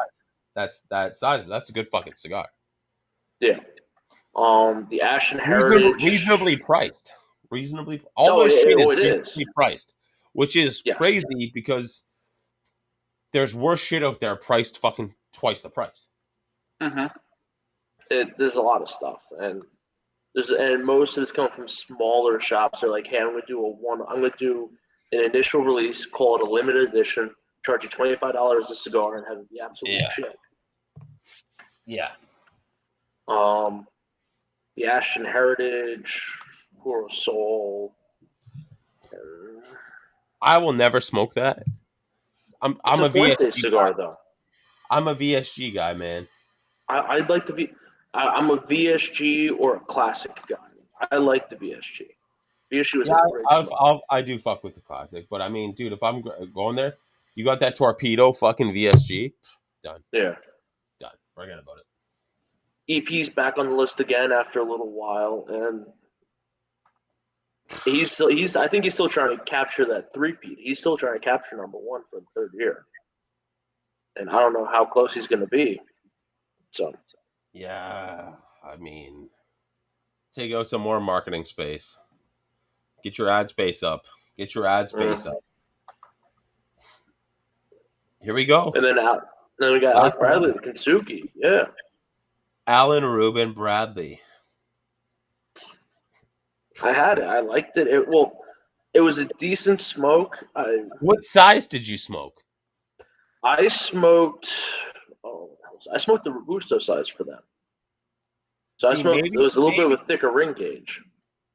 but I mean, So it maybe was like a 52. But even the Robo, maybe I could have changed my mind on. I mean, I yeah, but this Chronogore, they're doing it as small as a Chronogore. They're doing 5 3/4 by like 46. So they're doing dude, a 46, a 46, I'll yeah, fuck around with all day, all day. yeah. So they're not doing like a big Chronogordo or like a double Chrono size. They're doing a decent size with it. And I liked it. The packaging was pretty nifty because it's this blue, white, and gold packaging that's very distinctive and eye catching. So definitely, if like you're just walking into a shop and Oh, it's a look for sick something that's band, like, oh yeah, dude. absolutely, I had a fucking band I could have wrapped around my cock twice. it was a big band. Well, I mean, But dude, the fucking size I smoked, I was like this. It was one of those cigars. You know when you're smoking a cigar and you're like this, yeah, you toss that motherfucker in the side of your mouth because you just gotta distribute weight, so your fucking head mm-hmm, doesn't mm-hmm. fall over with it. Like, dude, it was a big cigar. Yeah. No, I know what you're talking about. Shit. What do you wish made the list this year? Um. And where would you So, rate it? Where would you rate it? oh, that's a good fucking Bam! question. This is the last Um. question of the show because it's going to take 20 minutes because I'm going to get asked the same fucking question. So in reality, I would have liked to see probably like the Baca on the list. I thought that was a really good constructed cigar. A little bit unlike the not really underrated but misunderstood. Like it's a great smoke, and I understand that like the way he introduced it was a little funky because he did the really small pygmy sizes first. That they're almost like a dog walker almost. so it's a little rough trying to figure out where you place it. But I think once he did the full release, I'd probably put him at least somewhere probably top 20. So I'd probably knock out the Airbender and swap that with the Baka.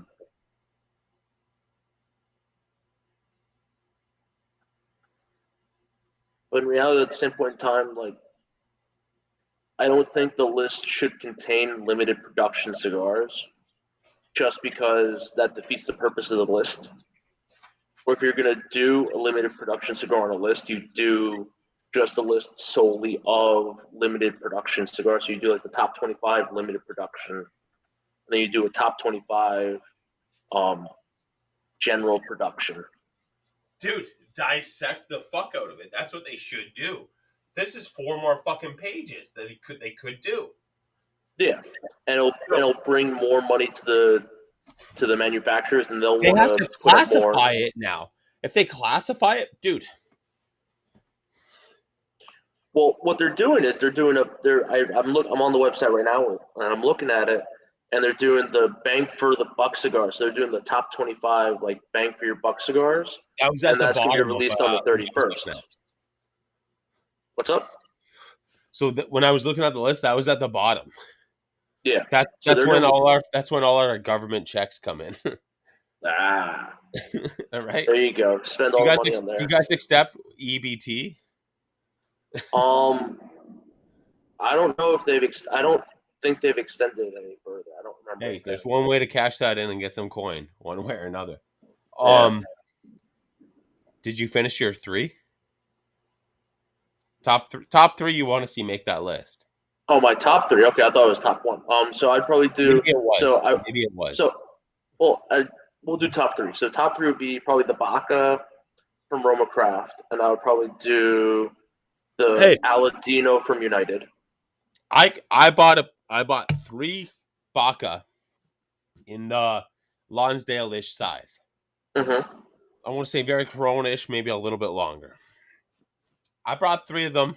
I bought 3 of them. Brought them over to a buddy's place. Gave a couple away. Maybe it was 6 I bought. I caught so much fucking flack, and I was like, "Dude, it's a good fucking cigar. Like, get the fuck out of here." Yeah. Sorry, you go. No, that's all good. So you call flack on the cigar. Why'd you catch? What'd they catch you flack on for? Because probably every 5 episodes, I say I want to beat up fucking Chief Hava, Skip Martin. Mm. I don't. See, but you can want to beat up the man, but still enjoy his cigars.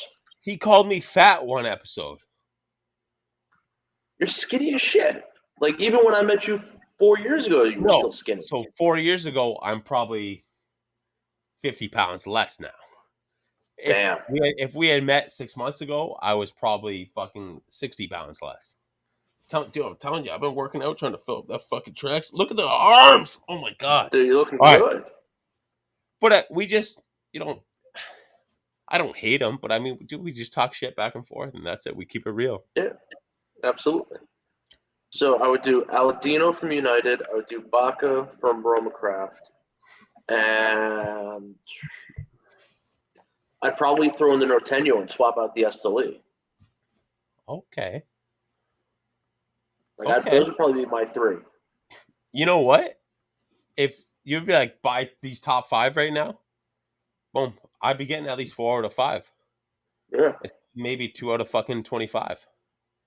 That's a good fucking Yeah. list. All right, mine right now. Just farted. Mine. I'm gonna go Jericho Hill. I'm not giving. Okay. I'm not giving positions. Jericho Yeah. Hill, Lonsdale size. They call it fucking just gun names. Bullet Mm-hmm. sizes. Jericho Hill.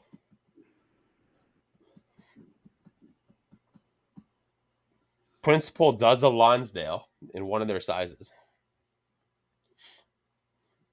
There's so many stickers over here. There's one from the other principal size that I can't fucking say or see. Fuck. It's pissing me off. So 2 brothers started principal. They split and they did something. So I can't even name it because I can't even fucking say it. I'm gonna go T52 Robusto. Okay. I smoked a shit ton of the old stuff. I've smoked some of the new stuff, and So what's your as thought? much Quality as up, much quality down? as much as I wanted to talk shit about Drew Estate because they sold out. I mean, number one, the motherfucker fed his family for his entire life. Yeah. Still earning that money doing the shit that he's doing. Hmm. Met him a couple times, and still a good cigar. T52, I'm gonna go, and you know what? My third, I'm gonna go Cuban Okay. Robania, Oh. Robania Lonsdale. Okay. Okay. I can follow that. My honeymoon was in Cuba. I Nice. smoked. What was I? 7 days we were there, 6 nights. I smoked Hmm. 30 Cubans. Damn. I went to Cuba and I was like, I'm not bringing my own cigars. I'm not. I'm smoking. I'm smoking from the fucking land. Makes sense. You're there. You might as well take advantage of it. Behikes, I was paying fucking $23 US for. Shit. I smoked two a day when I was there. Damn. Like I was fucking. I'm smoking two a day. You know, dude, I was down there just money and me. I was like, burn it, throw it in the fire. Um, what's your thought on the whole list as far as like what you So see on the overall list? I think it's a rehash of some old stuff. I think that it's also I I think I like it because it's doing a lot more domestic tobacco, a lot more Dominicans, Nicaraguans, Hondurans, things of that nature, and it's not as many Cuban cigars as it normally is. Also, it's a lot more general production cigars. Like you only have really one limited production, which is the rare pink. Everything else is pretty much well, Yeah, probably the rare pink and the Padilla 88 are probably the only two more limited production. Everything else is relatively easy to find. and dude, so the Padilla 88, and even it's not even that limited. It's just the amount of people that Really? want to carry the guy. It's just it's got bad. He's a select market. Yeah, fair enough. So in this case, Dude, Padilla fucking he's almost boutique because he wants to be boutique. yeah, no, but I like in general. I think this is it's a much more approachable list as a retailer because you can carry pretty much everything on this list. But let me interject. How bad Yep. is it when this gets released and you have all these fucking where's the top 25 cigars right now? Do you have them labeled? So what we did is we took a little section of the humidor, and we pulled one box of each from the top 25 that we have in inventory, and we put it there. It's like, okay, if you look at the top 25, go to that section. That's everything that we have for the top 25. Okay, that So we I made it a mean little bit more user friendly in that aspect. they do that in Canada steady, even though the cigar sizes are way off. Hmm. But you know what, dude? If I'm looking for something that I want to smoke, and I happen to bump into that, and I was like, oh, number five. Okay, you know what? Like, let me fuck with that. Yeah, and I like the thought of the list as a like a decent kind of starting point for guys to take a look at what they may want to try. Now But at the that same point list in time, does not affect anybody financially. no, it doesn't. You're not If losing anything, sales it because helps you them. post that fucking list up, and people are like, "Oh fuck, okay, yeah, yeah." They might get started on that, and they're like, "Let me start at 25. Yeah. Let And me you grab. have actually a lot of What's to grab small batch 25 guys. cigars? Yeah, fuck. You do one a day almost for That's almost the that's a entire month. box. That's a box. They come in there to buy a box, fuck, Yeah, $250 minus the Cuban prices, right? But like, let's say it was all, yeah. Let's say it was all you know, domestic. You're talking at least $300 for the box. right? Let me come in Yeah, there and try that. This is this guy's introduction to that. And he's like, I'm going to smoke 25 all the way to number one. yeah, Next day he comes in, or not next day, let's yeah. Next say thing it comes back in. 25 days and later.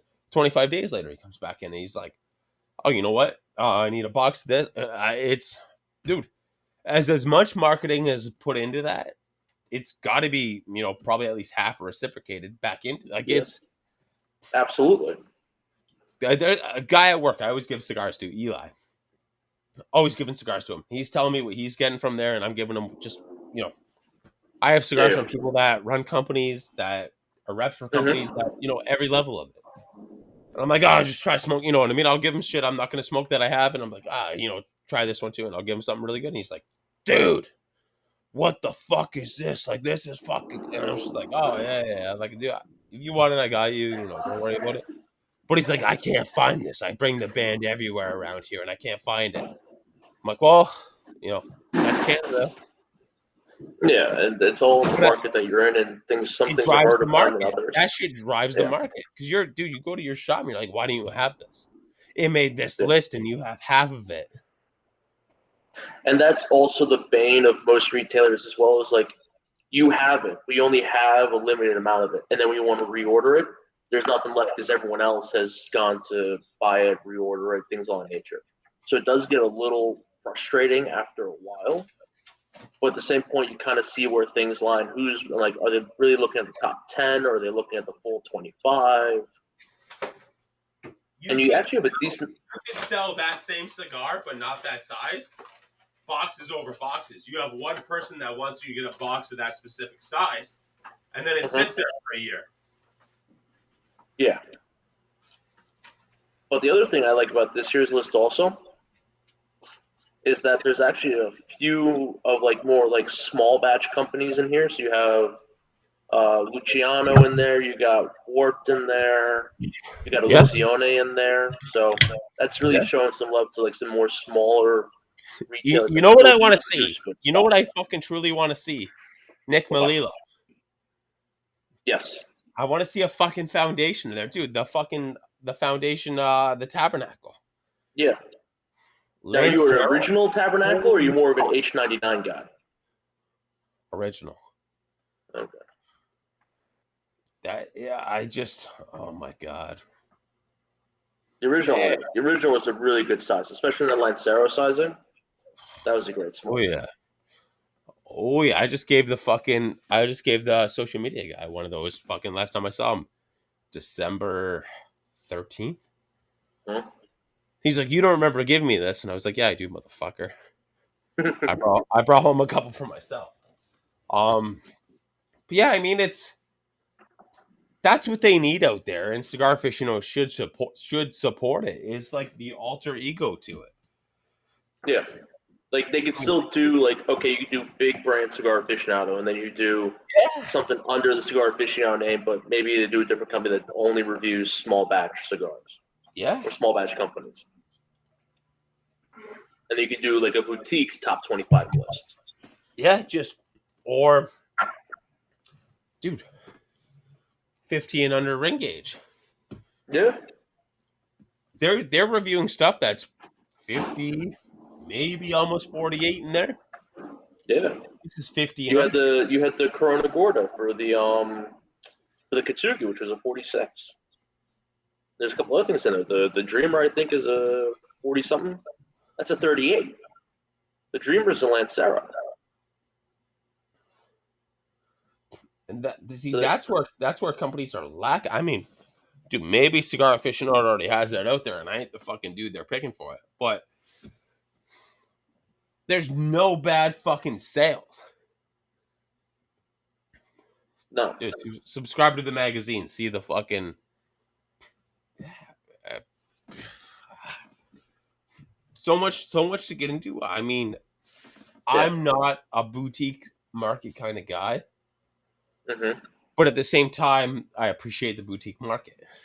absolutely, because that's what drives everyone. Because like, okay, you have these small guys innovating, doing stuff that the bigger guys wouldn't ever touch, because that's just not who they are, and that's not their brand, and that's not their style. And It's maybe eventually the bigger guys will acquire some of the boutique guys and be okay, now this is under our portfolio, so now we do carry this, so now we can expand it a bit more and introduce it into our general line of stuff. it's so fucking aggressive out there because who's to say what's your fucking market when you're making the fucking the cigar aficionado list? more times than you're not in the past 5 years, right? Mm-hmm.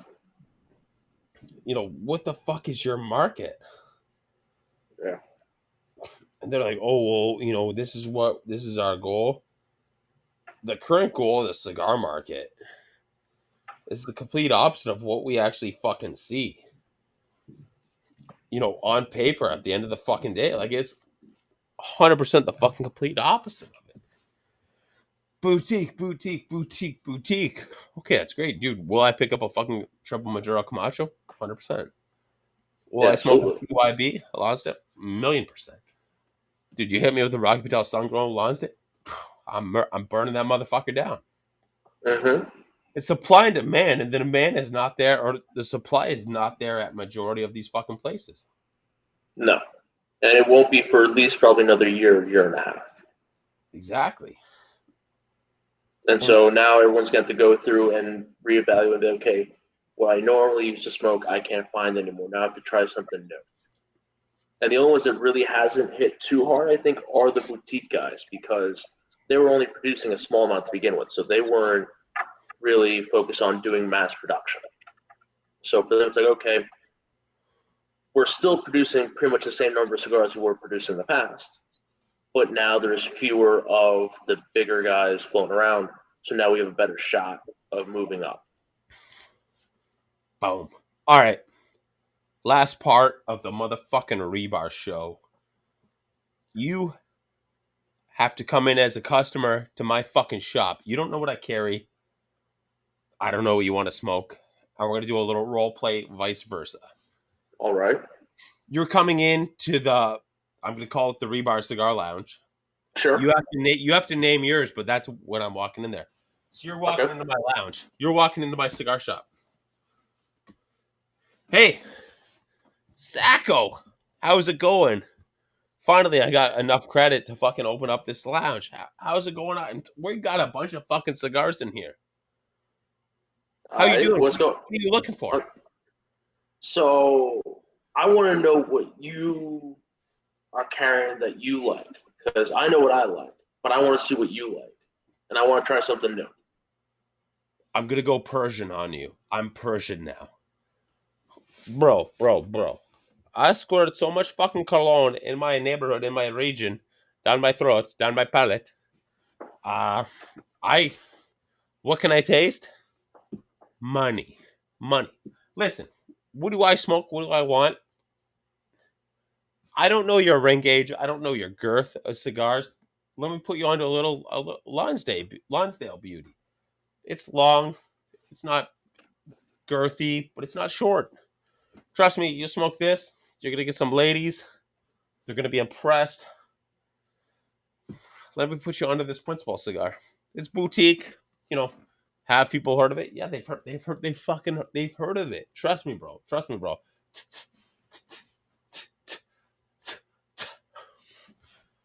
But they've heard of it. You know what I mean? We don't Mm-hmm. want to discriminate right now. We can't fucking discriminate. Try this fucking cigar. The Aviator. All right. Just like the gin from Ryan Reynolds. Try it. It goes together. It's Canadian. It's nice. But you know, at the end of the day, you'll still be fucked up. And it's a gin. All right. Let's go for See? Boom. All right. it. Now I'm walking into your cigar shop. All right. So you're walking into the Sacco Smoke Shop. What's going on, JP? Long time no see. How you doing? What's up? JP fucking Fingers here from the one and only Rebar Show. You recognize me? Huge fucking podcast, huge fucking video show. Yeah, I just farted in your fucking cigar shop. So I what can we really do for just you farted today, in my JP? own. Sorry. Can you speak it again? I like to talk when people talk. So okay, what can we do for you today, JP? What are you thinking about? What are you looking for? I'm looking to just fucking hang out. I'm looking for, I'm looking for a fucking 5-pack right now. I want to sit here. All right. I just want to get banged up. I got a couple boys coming through. We're all grabbing fucking 5-packs. You know what I mean? We're all fucking spenders. All right. So are we thinking about something more on the mild side, more medium, more full? Listen, if I go to a strip club I ain't discriminating against anything, but you got to show me what your full looks like. That got a big ass booty on it, just fucking boom, boom, boom, boom, boom, boom, boom, boom, boom, boom, boom. You know, slam that shit, but show me what the fucking mild looks like at the same time, though. You know what I mean? I'm grabbing a 5-pack right now, a fiver. You grabbing a fiver? Fiver? Okay. I got 5 on it. So you want a fiver mild? So no, I just want a fucking 5. I want your fiver right now. I want a fiver, but I want to hit that. I want to hit that big booty ass shit, and then I want to hit just that fucking big ass waist shit. All right, okay. You know what I'm saying? So I got you. I want to taste the rainbow. All right, we can do that. So we'll create your own little personal fiver. So we'll take a look at some classic Davidoff stuff. Now it's like Dunkin' Donuts. Now we're like Dunkin' Donuts. Damn. Now you want me to roll out of here with a fucking $60 iced coffee? Yeah, I'll do it though. All right. Okay. You want? Okay, we can go with a little more budget friendly. No. We're not going budget friendly. I got a bunch of Dominicans that love to smoke Davidoff, and they swear by that shit. And I'm Dominican. I'm not Dominican, but I got a bunch of Dominican buddies. Tracksuit. Let's go. Let's go Davidoff. Let's go. Let me see what you got. So we're gonna do a Colorado Claro. Gotta do an old classic. Hard to find. Okay. Do that. $40. Really? It's 40 by you guys? Fuck. No, I was just naming prices. I'm naming my prices. You tell me. You don't even know where I'm from right now. Fair enough. All right. So we'll do Colorado Claro. We're talking 28 a stick. 28 a cigar for the Colorado. So if that is by me, it's 60. All right, by me it's about like 24. But I'm a tourist. We don't know. We don't. All right. So fair enough. $28 right now. So let's call it 30 after tax. Okay, fine. So we'll do. Right now. All right. Fine. So we got the Colorado Claro. So that's that more medium set. Now we want to go full body, big and beefy. We're going with the tried and true. Okay. LFD double Lajero. What size? We're going with the chisel. I go with the chisel. We're doing double Lajero. You gotta get that nice punch in. Get that smoke all over. I'm looking at you. I'm like, do I look like a fucking referee? Why am I putting a whistle in my fucking mouth? It's like a long ass whistle. But hey, you recommend it? I'm gonna try it. I just don't know how to. I don't know how to fucking cut the thing. So we'll cut it for you. We'll go through the whole. We'll go through everything with you. We'll cut it for you. All right. So we got you. We got two. We're sitting at what? $40 right now. There's about looking at 40. $40 right now. Okay. Yeah. And then let's go with. Okay, what are we going with? Ooh, we're going with Foundation. And we're going to do something on the mild side as well. We're going to do the Charter Oak, the Connecticut Shade. Foundation. All right. Little Nick Manella action. We're talking about $8.95 right now. Now we're $49. Let's say. 49, call it, yeah. Between friends, $49 right now. Okay. Yeah, 49. All right. We're at three cigars right now, $49. Yeah. All right. Number 4. What am I smoking next? I got this Henny sitting over here beside me, and I got enough for 5 fucking cigars. Ooh. What's this Henny saying? What's this fucking Henny saying? So the Henny's saying, we're going to take a look Don't talk yet. Don't talk yet. All right. I got to take a quick piss. I broke the seal. Plug right now. Right now, you got to plug your number 1 seller right now. My number 1 seller? Fuck. Number 1 seller. What's your number 1 seller right now? So my number 1 seller is got to be probably Fuente 858 Maduro. Nice medium-bodied smoke. Nice little bit of sweetness from that Maduro wrapper, but nice spiciness from the tobacco. Really nice setup on it. Nice, quick, like hours, like 45-minute smoke. Nice ring gauge as well. Nothing too beefy. Really good setup on it. And it's a Fuente, so it's consistent. I got no issues with that. He does a decent job with this product, and I'm loving it so far. They've been smoking pretty nicely. Haven't had any issues with them. So I'd say probably 858 Maduro. What are you telling me about a little 858 for? What are you telling? Dude, yo, I'm just here. We're 3 cigars deep. I got a fucking gallon of Henny, the Suburban Swervin'. I'm just All right. what's that number 4 cigar? What's that number fucking 4 cigar? So that number 4 cigar is gonna be the Illusione 88 original. Oh, okay. I'm looking at that band and I'm like, why is it so fucking simple? I'll fuck with that. Simple's clean, man. Simple's good. They're focusing more on the cigar than they are on the band, so they're gonna put some more effort in there. All right. I respect that. Less is more. A lot of less Plus on it is that. more. It's got to be more Yeah. money. So now we are $59. 59.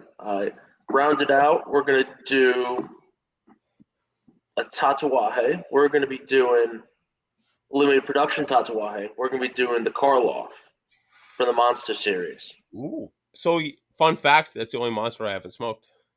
Really? Honestly, that's Wow. COVID shit, man. I haven't. Oh, you know what? Is it in the Did you get your monster hands on the mash pack? mash?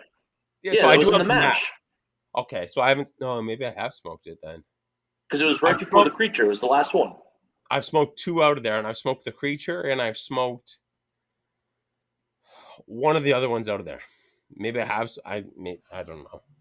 All right, so we're going with the Karloff. That's got to be what, Yeah. $13? 13, yeah. All right, Okay. so we're talking about 61, I want to say. No, we're talking about 71, I think. So now we're up to 71. All right. You're telling I'm going to smoke these. I'm going to get fade. Are you cool if I bring my bottle of Henny up in here? All right, we can do the bottle of Henny. I'm not paying for that shit. The Henny got the Suburban Swerve. Know what I'm saying? Know what I'm saying? I know what you're saying. By the way, I got my 5 fucking Dominican buddies we're coming in here with. All right. And we're fucking banging that shit out now. All right. All right. There it is. Ladies and gentlemen, where you situated at right now? Sacco, Sacklietti, Nick fucking Sacco. Where you situated at right now? Let's give a quick fucking plug. Or you take your time with it. I don't give a fuck. All right, so I Where are you am. sitting at? What are you doing? So I'm at Casa Cristo in Whippany, New Jersey, in the big old US of A. I am smoking a Roma Craft 21, the Maduro Candela Barber Pole. Okay. Get it. Nice little pigtail right there from it. That's how to cut off. Look at that fucking little squealer, bitch. We've all stepped Look on at a that. fucking cat's tail. We know what it sounds like. Yeah. So I'm sitting down here in Whippany, New Jersey, smoking a couple of cigars, having a couple of drinks, and talking to my good friend JP from the one and only Rebar. That's here. We're here. We're fucking telling stories. Get the fuck off me. We're here. JP Fingers, Nick, Sacklietti, Sacco, Sack Dog, Sack Attack. We're here. We're fucking telling stories. KOTL style. We're doing it Rebar fucking style. Give it a listen. Give it a watch. Give it a fucking subscribe. Stop fucking around with your life. Get off this fucking top 25 shit. Get with the fucking number 1 shit. I'm going to say it now and I'm going to say it fucking forever. We here. That was my DJ Khaled impression. Was it good? Nice. Yeah, nice. Exactly. You know what? Stop fucking around. Go to Casa Cristo. Go there. Check it out. Tell fucking Nick the Rebar show. Promo code Rebar. He'll give you a fucking plastic bag to put your fucking cigars in. That's all you fucking need. So here's why I say this. Any cigar shop I go to and they give me the plastic bag that holds like fucking 5 or 10 cigars, Yeah. you keep them all. You give me a matchbook, I keep that motherfucking shit. You got to keep it. You never know when you fucking need to know. And you got to know when you need some fucking matches or a plastic bag to pull over a fucking rat's head. That's about all it fits over. And I mean, boom, then you got matches and you're like, There you go. oh yeah, never going. But that's it, ladies and gentlemen. Until next fucking week, get yourself some Casa fucking Cristo. All right.